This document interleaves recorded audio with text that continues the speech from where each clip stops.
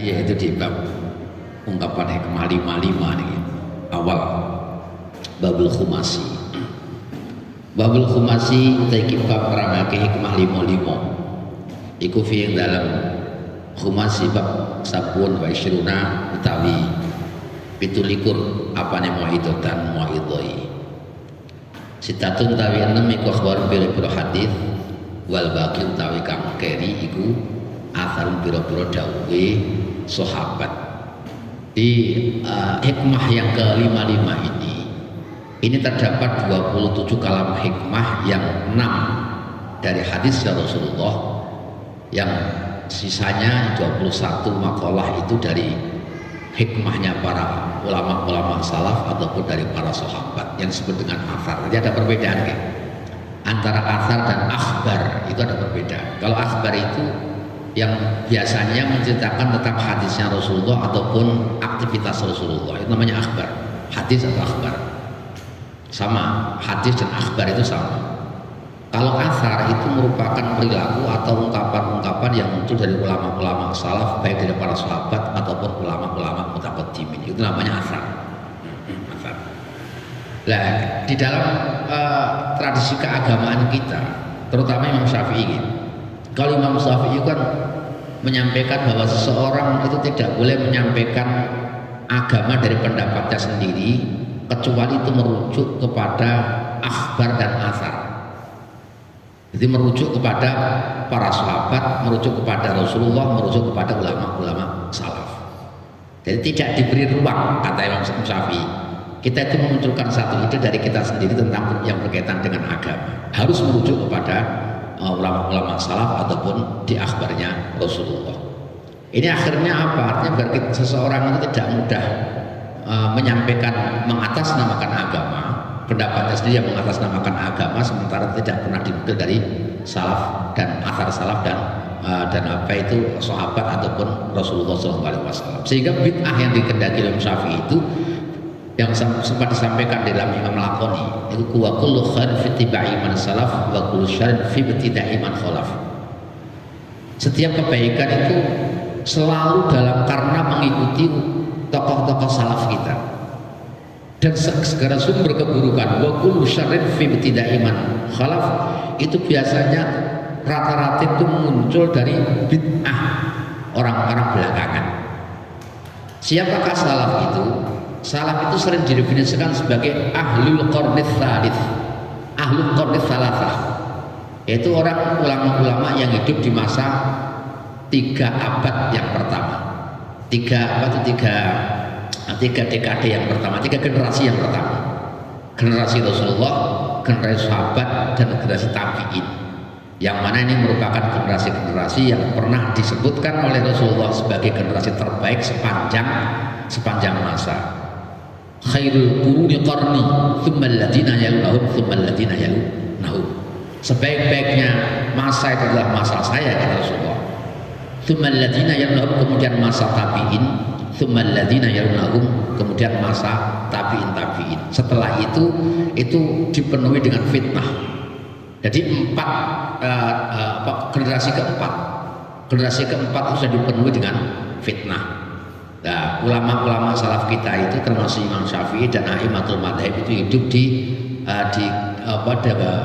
generasi yang ketiga tadi, di tabi'in. Dia masih mendapatkan kesaksian Rasulullah. Oleh karena itu setiap orang yang mengklaim dirinya sebagai seorang mujtahid setelah era 3 generasi tadi itu masih dipertanyakan. Al-maqalatu ula, al-maqalatu jauh al-belakang pertama iku wiyat dan riwayatake apa Nabi saking kanjeng Nabi sallallahu alaihi wasallam apa man ahana khamsatan khazila khamsatan. Man utawi sapane wong iku ahana ngremeh sapa man, aidzalla tegese ngasorake sapa man khamsatan ing wong 5 minan nasi saking manungsa khasira mongko tuna sapa man khamsatan ing 5 ai ahlaka tegese ngrusak sapa man khamsata umurin ing 5 pira-pira perkara. Niki menjelaskan tentang sumber kehancuran itu diawali dari kita meremehkan 5 kelompok orang niki. Tapi ternyata kehancuran dalam satu bidang tertentu ya. Jadi ini dawuh Kanjeng Nabi. Artinya apa? Kita perlu hati-hati, jangan mudah kita meremehkan 5 kelompok ini ketika kita tidak mau dirugikan dalam hidup kita atau dirugikan di akhirat kita nanti. Yang pertama, man istakhaffa bil ulama khasira, man utai sapane wong iki istakhaffa ngeremeh sapa man bil ulama kelawan pilih pro alim, di antara kelawan enten ninggalake sapa man takdzimahum ing ngegungake ulama. Ketika seseorang meremehkan ulama, tidak menghormati ulama, meremehkan fatwa ulama, khasira mongko tuna sapa man ad-dina ing agama. Dia akan dirugikan dalam agamanya, hancur dalam agamanya. Ai fa innahu mongko tegese mongko sak temene ulama iku makdan syariati, sumberane syariat. Kenapa demikian? Karena syariat yang dibawa oleh Rasulullah itu diwariskan melalui para ulama. Ketika kita tidak bisa menempatkan, memposisikan ulama, maka secara otomatis kita akan kesulitan untuk merekam jejak Rasulullah SAW. Karena siapa yang memiliki itu mendokumentasi istilahnya, mendokumentasi semua aktivitas Rasulullah dan para ulama. Oleh karena saya sampaikan al ulama'u warathatul anbiya. Ketika kita tidak memposisikan ulama pada tempatnya, tentunya kita akan rugi dalam urusan agama, karena kita akan tidak memiliki informasi apapun tentang agama ini, karena agama akan muncul daripada para ulama. Ya termasuk iku ketika fatwa ngagungake ulama itu piye, termasuk ketika ulama berfatwa jangan kita remehkan, karena gara-gara tidak cocok dengan apa yang kita angan-angan, akhirnya kemudian kita menolak, bahkan tidak menolak. Kalau menolak dia diam tidak apa-apa, menolak tapi ya demo son horek itu. Son horek ayo ngoten terus kayak fatwa yang haram demo malah. Lho ya ta. Iki bahaya, itu masuk istikhafa ulama, bahkan tidak hanya istikhafa ulama, istikhafa bi syariah. Konsekuensi yang paling parah itu orang istikhafa bi syariah, meremehkan syariah adalah murtad. Yang paling bahaya itu. Gara-gara karena dia merasa nafsunya terhalang-halangi sebuah fatwa, itu akhirnya dia meremehkan ini. Termasuk di era-era akhir ini ada beberapa tokoh yang berusaha untuk meremehkan agama kita dan menganggap mengkambing hitamkan agama kita sebagai penghambat kemajuan bangsa. Ini termasuk istikhafa ulama, istikhafa syariah. Kan saya ini semulanya diwacanakan itu. Orang itu semulanya mewacanakan bahwa pendidikan berbasis agama itu tidak memiliki kontribusi dalam pembangunan bangsa. Jadi ini kan betul. Sehingga mereka menuntut bahwa semua aktivitas pendidikan yang berbasis agama supaya ditutup karena menghabiskan dana negara 57 triliun per tahun. Jadi ini sampai seperti itu. Ini kalau menurut saya sebenarnya, menurut saya ini sebanyak ungkapan frustasi. Ketika dia tidak mampu membawa bangsa ini menjadi negara yang maju, akhirnya dia mencari kambing hitam. Yang dikambing hitamkan agama. Sebab apa? Agama itu dianggap sebagai penghambat pembangunan. Agama adalah sebuah candu. Jadi kira-kira termasuk jenengan maulidan ngeten iki dianggap sebagai penghambat. Kemudian jenengan kerja terus rasanya merasa maulidan barang udah menghambat ekonomi kita. Mungkin akan seperti itu. Lah kan ya bahaya. Ada pandangan semacam ini merupakan pandangan orang-orang yang frustasi ya menurut saya. Nah Kanjeng Nabi ini udah wakil Kanjeng Nabi ini kan ihfadillah tajidu tujahaka. Jagalah agama Allah, disiplin dalam agama, tajidu tujahaka, maka akan menemukan pertolongan Allah di depan kalian. Artinya apa? Bahwa kita kedisiplinan agama itu menjadikan orang akan diberi kehidupan yang nyaman, kehidupan yang layak, kehidupan yang dijamin oleh Allah Subhanahu wa taala. Itu sebuah keyakinan kalau menurut saya. Meskipun nanti Quran itu walau anna ahlul qura amanu wattaqau la fatahna alaihim barakatim minas samai wal ardh. Wong itu satu komunitas itu ketika mereka beriman dan bertakwa kepada Allah, itu tetap dijamin barokah akan muncul dari semua penjuru. Ini sejarah kita mulai zaman Nabi Nuh sampai di Nabi Isa. Orang-orang yang kehancuran umat itu kan diawali dari mereka meremehkan agama. Ini kehancuran umat semacam itu. Lah kok ternyata sekarang mungkin di negara-negara maju itu yang tidak memiliki basis agama yang kuat, kok mereka maju ya ketok-ketok. Nah tapi apakah dia punya kenyamanan? Tidak dijamin. Sebab kenyamanan itu ukurannya bukan karena materinya maju, bukan karena persenjataannya lengkap. Lo orang kayak Israel itu, Israel itu lah ya wong sing mengupayakan untuk menguatkan pertahanan, tapi perang terus. Sebab menguatkan pertahanan nggak pesawat tempur, nggak bom kan harus digunakan kan ya orang. Dari percuma kan. Kamu kok gunakan ini bom itu gitu bom dia. Loh, akhirnya kan kemajuan semuanya diimpikan oleh masyarakat kita. Kita menganggap Indonesia itu lemah karena apa? Pertahanannya lemah. Lalu disalahkan apa? Disalahkan itu ternyata agama. Jadi lali. Ya mungkin dia akan menganggap itu sebuah tahayul. Ketika Jenderal Malabe dibunuh oleh Mbak Abbas Buntet itu kan ya cukup pesawatnya diawe-awe tipu ya iso. Orang sadar aku tuh nganggo rudal. Artinya bahwa dalam rangka menangkal musuh itu tidak semuanya harus menggunakan senjata secara fisik. Dalam sejarah agama kita perang Badar dengan semua keterbatasan itu menang telak.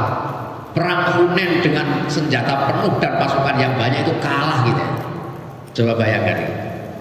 Dan itu sebab apa sih? Nah pas di perang Badar itu kepatuhan mereka kepada Rasulullah, kepada Allah sangat tinggi sekali. Tapi di perang Hunain dia mengandalkan kekuatan fisik yang menjadikan mereka lupa bahwa pertolongan Allah itu menentukan segalanya. Wong nak terlalu kecukupan karep wedi ra butuh donga barang. Ora butuh donga barang. Iki dan termasuk meremehake agama taroka tandung. Niku kata diaturake kalau wau niku saya anggap sebagai sebuah peremehan terhadap agama kita.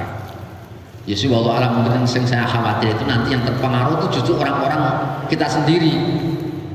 Yang kita khawatirkan kita terpengaruh akhirnya rasa ngaji sing penting sekolah sing dhuwur. Nyatane sekolah sing dhuwur iku ya ora bangun negara padha mawon malah ngenteni di negara.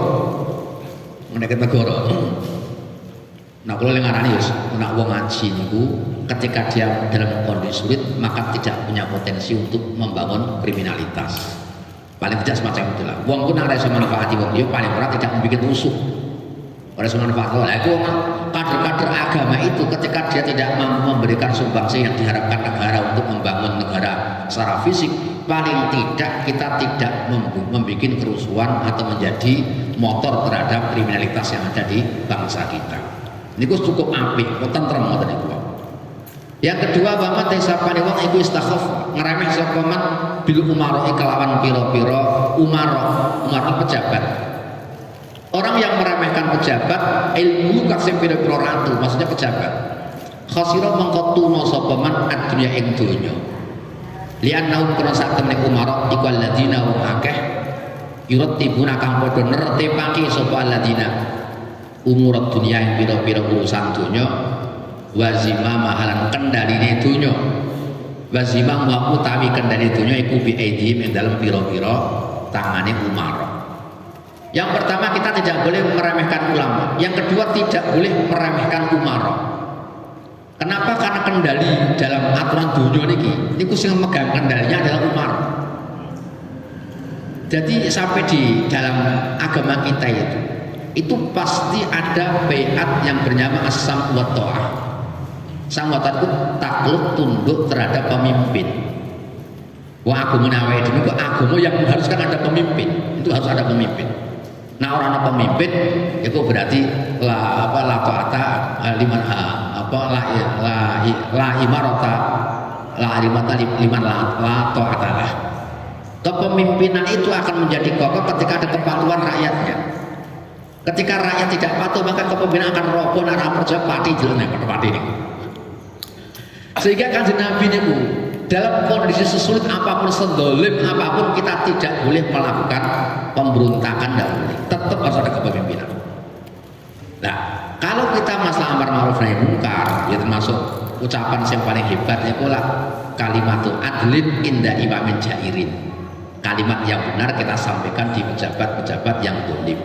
Kalau kita menyampaikan aspirasi, menyampaikan pendapat amar ma'ruf, monggo kita menyampaikan kepada para pejabat kita. Kalau memang kita sinyalir mereka melakukan penyimpangan, tetapi caranya tetap wa'muru bil ma'ruf. Ketika kita menyampaikan sesuatu yang ma'ruf, maka kita mengupayakan dengan menggunakan cara yang ma'ruf pula. Tidak boleh menggunakan cara-cara arogan. Ini kurang itu. Oleh karena itu Kanjeng Nabi ini nanti jauh. Ini saya sampaikan di beberapa teman. Kanjeng Nabi ini kemudian ketika ada seseorang yang minta dijadikan pejabat Ada orang Ansor ya. Soal Rasulullah, buat saya itu dianggap jadi pejabat kayak orang-orang haji itu. Dia kunjungan angkat pejabat jadi Umar. Itu akhirnya Rasulullah kan ini nyawang Rasulullah. Ini orang gak pantas jadi pejabat ya. Sebabnya apa? Orangnya terlalu zuhud mungkin ya. Orangnya terlalu zuhud. Nah pejabat itu kan zuhud kan ya angel bangun negara. Nah zuhud menjak wiridan terus pejabat kok wiridan terus akhirnya negaranya ya sepi akhirnya orang pembangunan jalan barang. Ini kudu masih gedekas ngoten niku wae kan negaranya maju. Itu kudu ngoten niku wae. Dan itu semua dibutuhkan, kita juga dapat diuntungkan. Kita juga diuntungkan dengan wong sing punya ambisi kuat dalam membangun negara meskipun itu jenenge kedunya nak cara dalam kajian tasawuf. Tapi nak sampai negara kok wong tasawuf ini jantok. Tidak ada pembangunan sehingga kita tidak mungkin ada jalan tol. Tidak akan ada industri tidak bisa.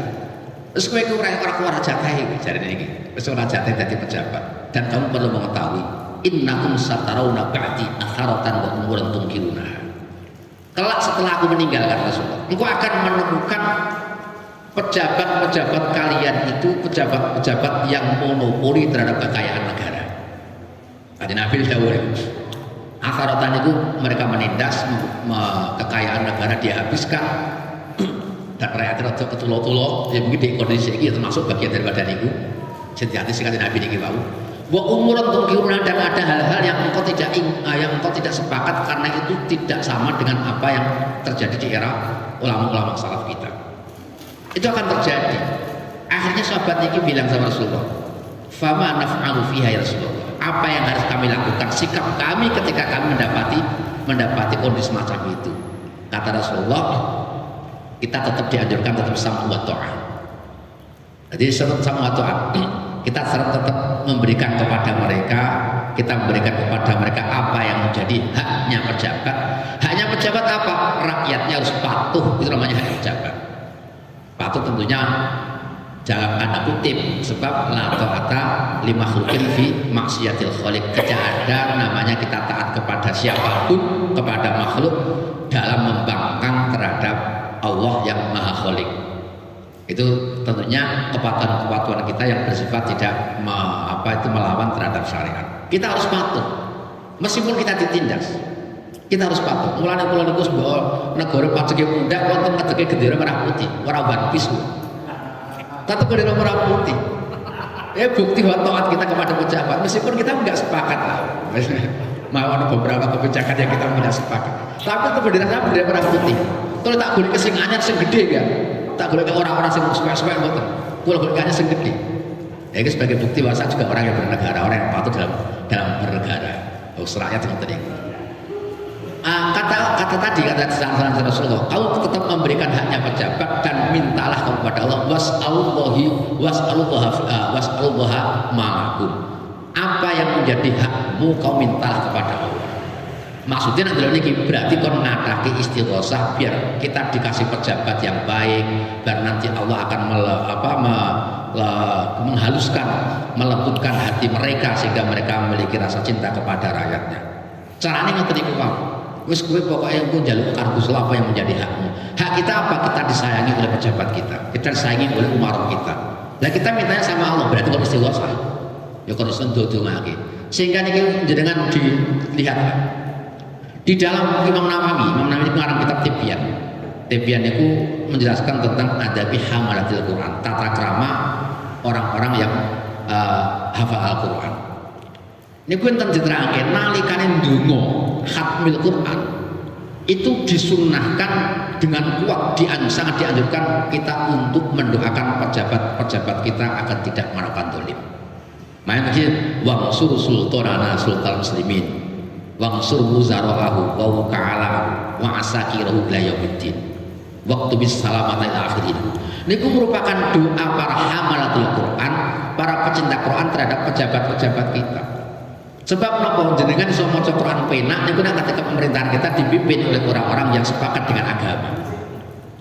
Nah jenengan niku ternyata soleh, ayo pejabat ora soleh, yo rekoso itu. Nyarkoso, kita tidak mungkin dapat mensyiarkan kesalihan di mana ketika pejabat kita merupakan pejabat-pejabat yang tidak soleh. Nah, ini salah satu cara. Nah, ini cara ulama ini. Nah, cara mahasiswa cukup demo nih, gue apa? Nah, cara ulama itu betul. Nah, cara ulama. Tapi jangan dianggap ulama yang ikut memberikan sumbangsi dengan cara memberikan doa tadi itu jangan dianggap itu tidak beri kontribusi. Mereka juga punya kepentingan bahwa mereka punya kepentingan agar pejabat-pejabat kita itu dikasih kesolehan oleh Allah Subhanahu Wa Taala. Ini caranya pada model konten itu wow. Orang itu demo. Ini ulama jangan pernah dinafikan bahwa mereka juga ikut berkecimpung di dalam membangun bangsa ini. Salah satunya yang kita dungake wong pejabat iki mau. Lah mulane ulama-ulama sing dungane mandi niku kan ulama-ulama sing dia tetap menjadi warasatul anbiya. Artinya posisinya tetap Rasulullah. Maka ulama-ulama yang baik itu jangan dirusak. Lah soalnya tidak rusak iki kadang-kadang politisi-politisi ini. Ulama itu sahabatnya ngerti dunia dan disewani barang gawake warna-warna. Akhirnya kulino karo politisi-politisi itu dadi rusak kabeh. Dungane diteramati sing rugi sapa? Sing rugi ulama ya rugi, masyarakatnya juga rugi, pejabatnya juga rugi. Sing untung sapa? Sing untung DPR ini aku dengan calon mau. Maka nak kalau nggak konsep ulama kita cek karena pejabat ya gak apa-apa, tetapi tetap dia harus tahu posisi bahwa dia merupakan seorang ulama dan pejabat juga melakukan tugas yang berbeda. Melakukan bareng-bareng itu orang berarti untung bareng-bareng itu boten, tapi dia melaksanakan tugas sesuai dengan porsinya masing-masing. Nah ulama yang monggo itu ngomong umat tenanan. Umar juga berusaha untuk mengatur ketertiban tim dunia itu, ketertiban itu diatur beliau itu tadi. Tapi orang betul betul takut untuk sopir ulama, sopir pejabat, itu kan ngisi di sini kata lagi, ngisi di sini. Ngatnya biar nanti dijawab ya, sama nak Abu Zali kayak Abu Zali, sama nak orang ulama, budas juga ada pejabat, itu orang umat Rasul ya. Itu kurang tahu ya ini. Bukan berarti itu kenapa jenengan pun pejabat itu elek boten, tetapi pejabat itu kan sewani ulama kan rikuh akhirnya kudu nyamoni apa-apa, hari nyamoni golek kerawana, hari golek ke negara.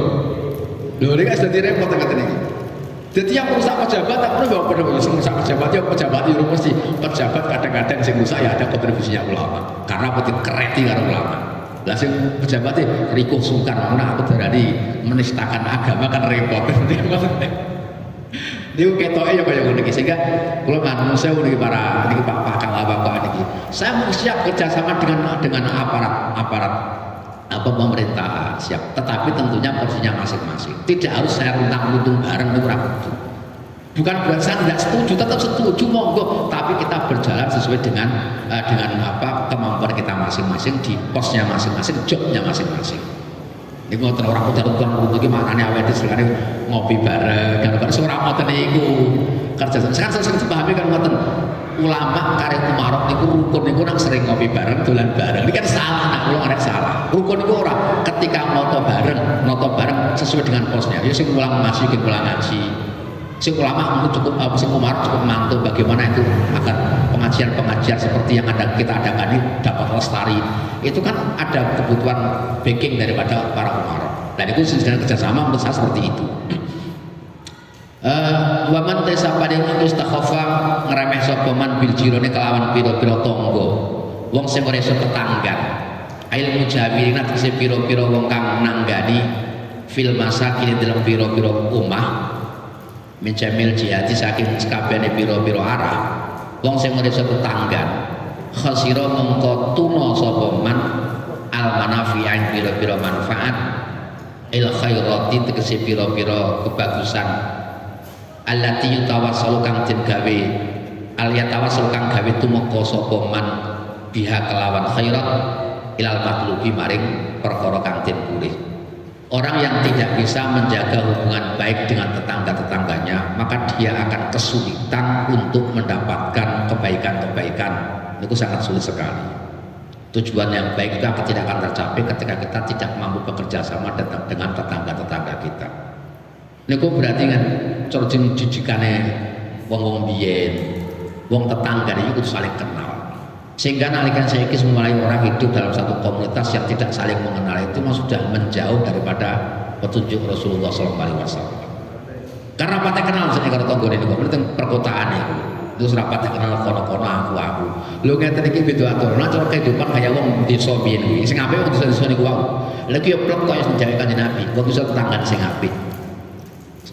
Silih-silihan itu biasa, kita nyilih barang sehingga orang itu akan menjadi aman ketika kita saling mengenal. Cara mbiyen niku tanggane lunga niku dijaga ya tanggane genteng. Rumah yang ditinggalkan oleh pemiliknya kan dijaga oleh tetangganya. Sekarang kan tidak seperti itu. Omah tinggal pemiliknya tanggane dhewe karo dekne.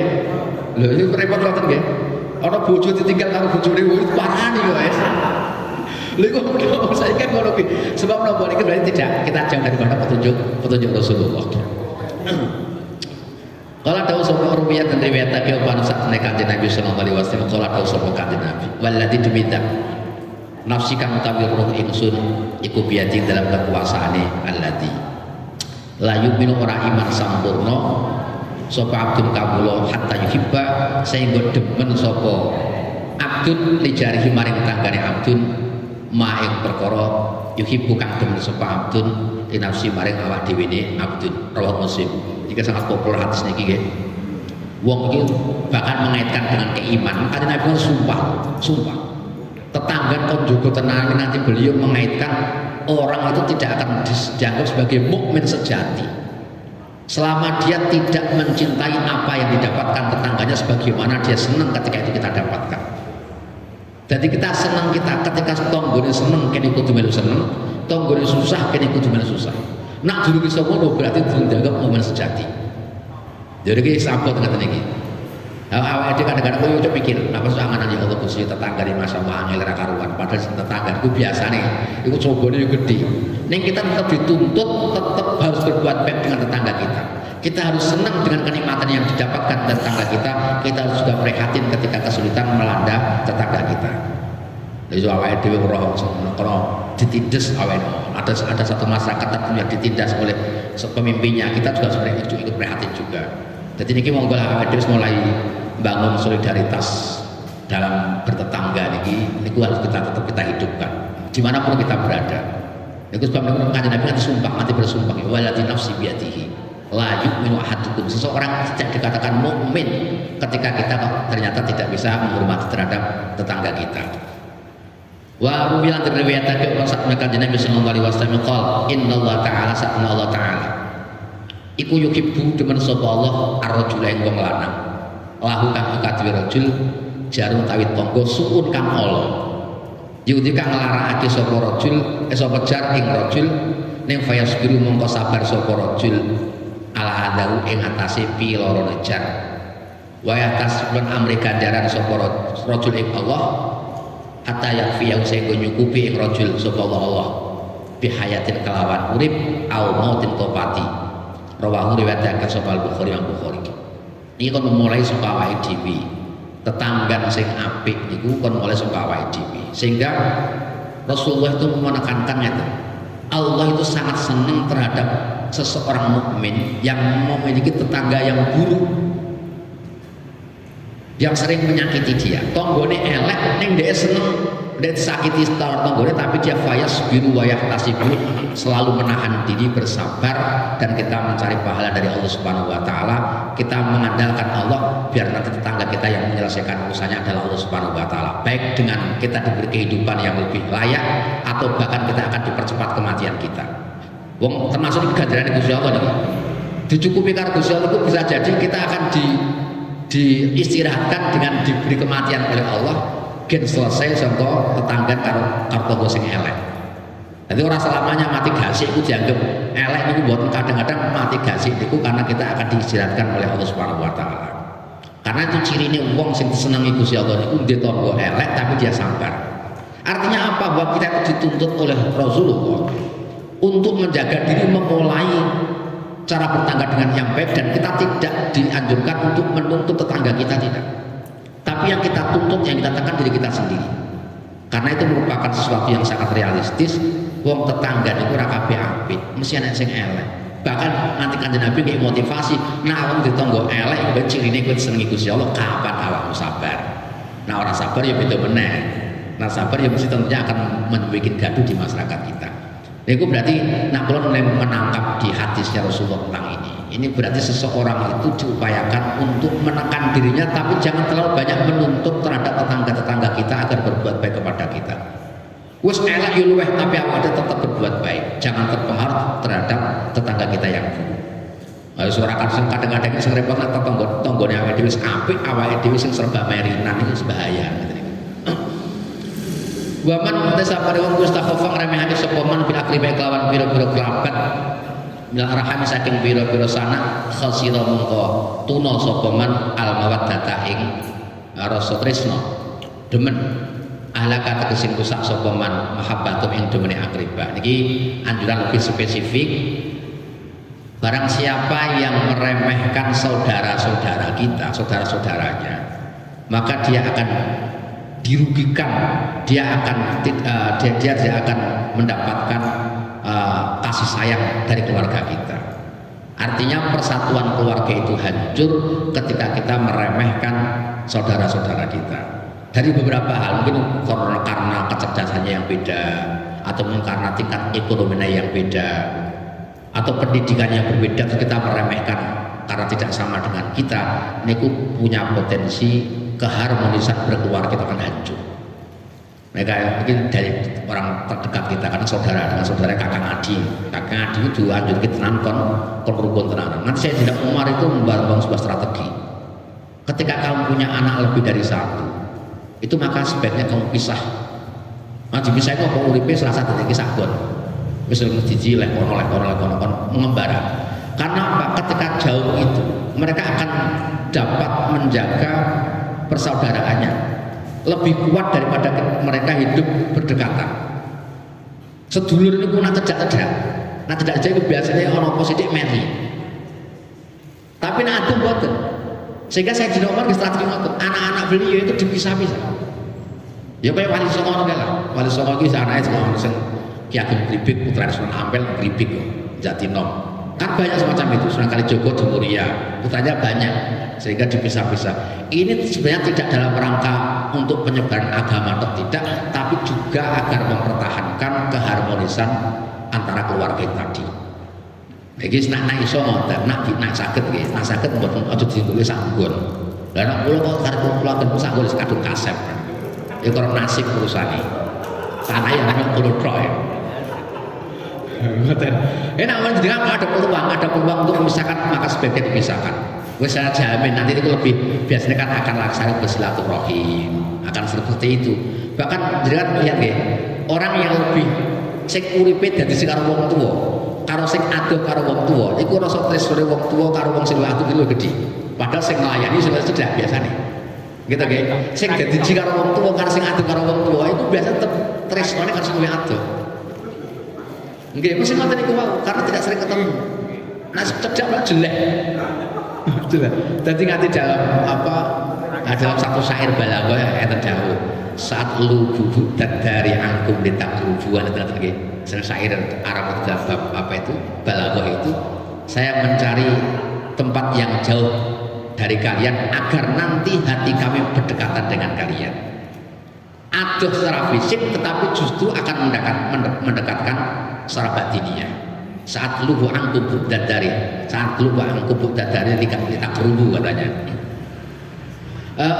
Yang terakhir wa montesa pada wong yang istakhofa ngeremeh sokoman bi ahli kelawan bojone man. Aizau jati tegese bojo wadone man. Khasira ini kanggo bapak-bapak tok ning khususe. Khasira mongko tuna sapa man tibal ma'isyati ing enake pengupa jiwa. Bagi suami-suami yang tidak bisa menghormati istrinya, dia akan kehilangan kenyamanan hidup. Jadi saya bukti kabeh lah, sebuah kabeh yang kata ikut dengan kalau sebetul nyentak bujur sidik seragam kiwedang paling orang. Lo paling orang kan ngoten. Jadi kan ternyata kan Nabi jauh ngoten. Saya kok bakai makhluk salim itu satu pesan ke santri bang harus ngoten. Nah awakmu pengen mulya uripe, iku kowe iso kudu iso mulyake bojomu. Iki Bang harus ngono dawuh ngoten. Kasan santri niku. Lah mulyake niku piye mulyake niku ya kadhe ngalah barang niku termasuk ya. Tidak boleh kita semena-mena meskipun kita kuat, kita yang menafkahi mereka terus kemudian kita semena-mena tidak boleh. Bagaimana nak pengen awak mulia, maka hormatilah, muliakanlah istri kalian semua. Ini ternyata kanjeng Nabi itu saya dari kanjeng Nabi. Kanjeng Nabi dakwahke orang yang meremehkan istrinya maka dia akan kehilangan kenyamanan hidupnya.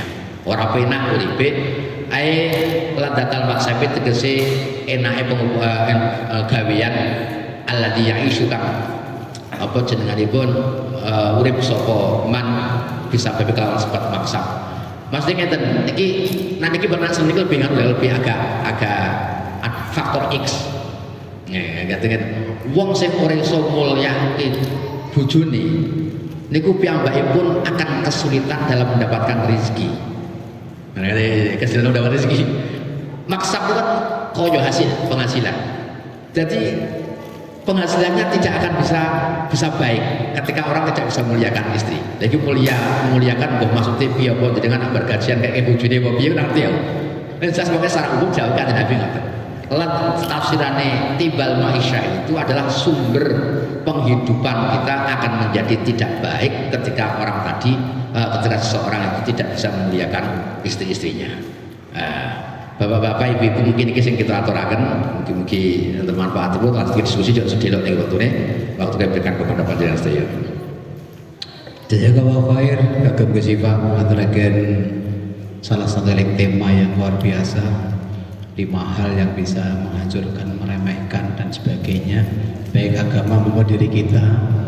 Untuk itu mari kita cermati, barangkali ada yang minta belum jelas dan ada yang mau ditanyakan, monggo siapkan pertanyaannya terkait dengan materi yang disampaikan tadi juga bisa, atau materi yang lain yang terpenting menambah ilmu kita. Hadirin yang dirahmati Allah, penekanan dari saya untuk bapak-bapak atau suami-suami ini tadi yang poin kelima disampaikan, suami akan kehilangan kemuliaannya ketika menelantarkan atau mengecewakan istrinya. Ini penting banget. Monggo kita berupaya untuk bisa menambah cinta dengan memperhatikan istri kita sebaik mungkin. Pertanyaan pertama, monggo kami buka 1 termin saja, buka 3 penanya, waktunya sudah mepet. Ibu-ibu, bapak-bapak, monggo. Oh, Bapak Rien, monggo. Oke, Pak Duki, monggo.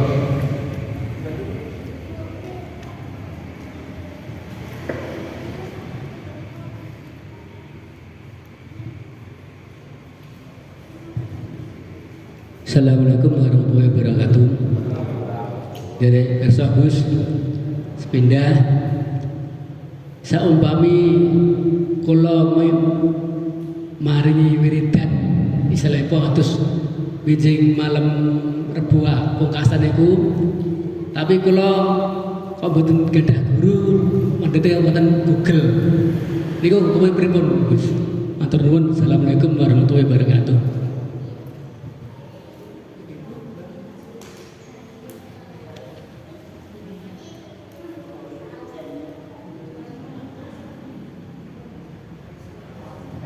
Assalamualaikum warahmatullahi wabarakatuh. Mau tanya Gus, tapi di luar tema. Niki nggih menjelang bulan Maulud niki hampir datang. Lah, yang mau saya tanyakan, apakah suara perempuan itu termasuk aurat? Kan di masjid kita sok bunga-bunga sholawatan begitu. Ada yang bilang katanya suara perempuan itu aurat begitu. Gimana Gus baiknya gitu? Sekian pertanyaan dari saya. Wassalamualaikum warahmatullahi wabarakatuh.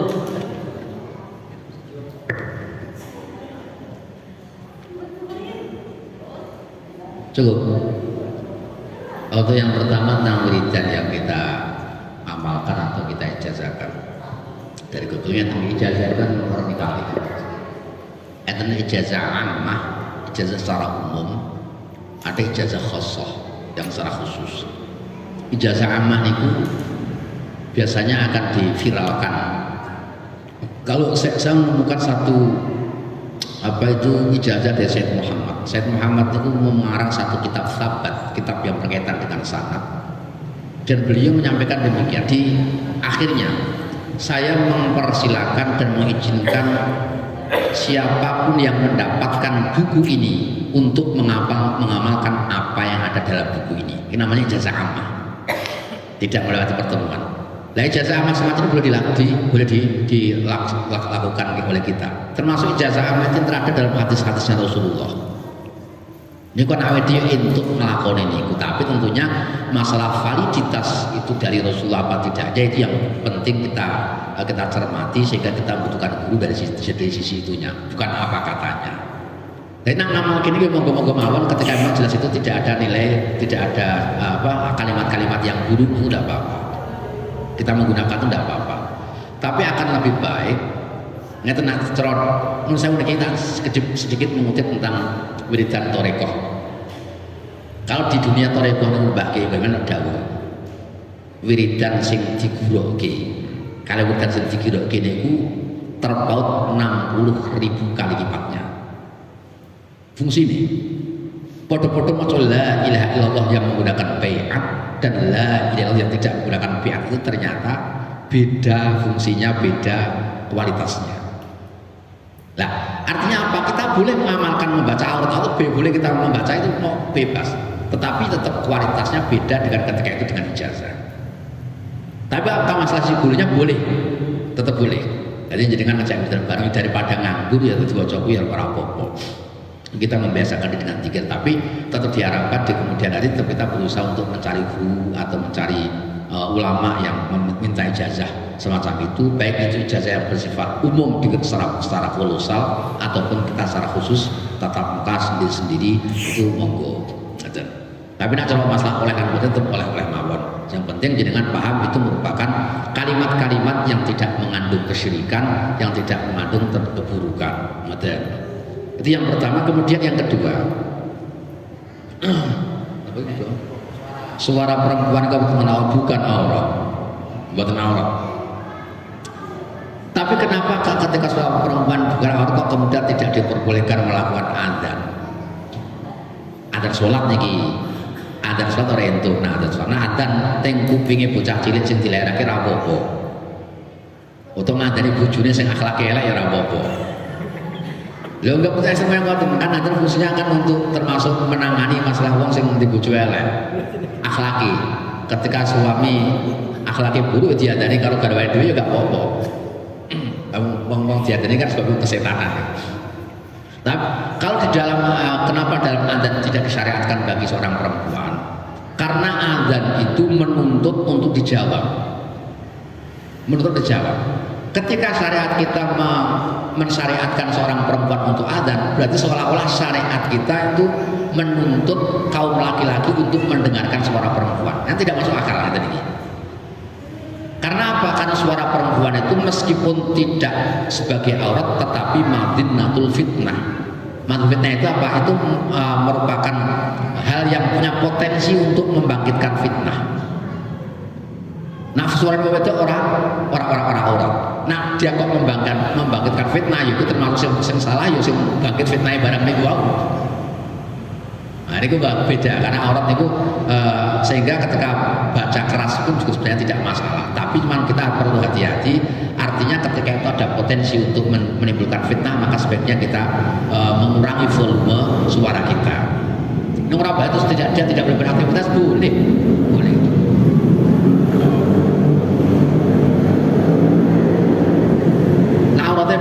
Bukan aurat.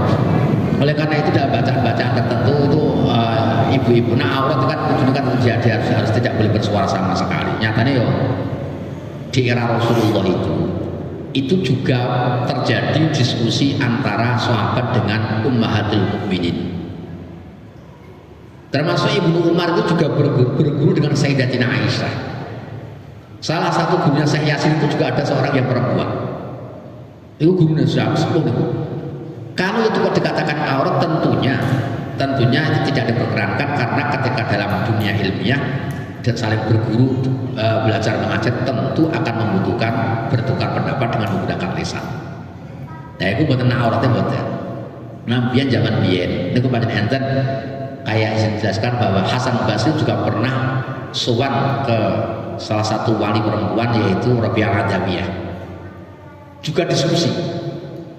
Artinya apa? Bahwa mereka itu bagi mereka karena tidak berpotensi untuk menimbulkan fitnah, itu akhirnya tidak masalah.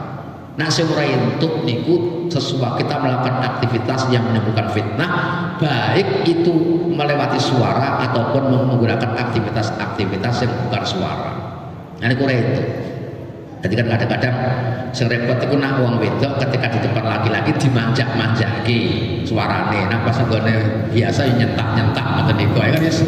Dadi kira nganti aturane ngeten, aturan dalam agama kita itu.